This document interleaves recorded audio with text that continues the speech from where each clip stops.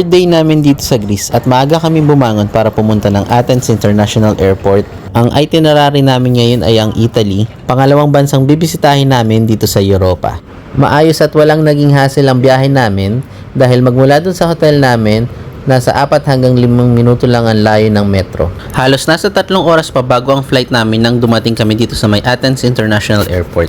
Nakapag-check-in kami kaagad at dumiretso kami dito sa kanilang lounge. Dito kami sa may Gold Air Handling, isang business lounge. Tumatanggap sila ng credit card na galing UAE, kaya nakapasok kami ng libre.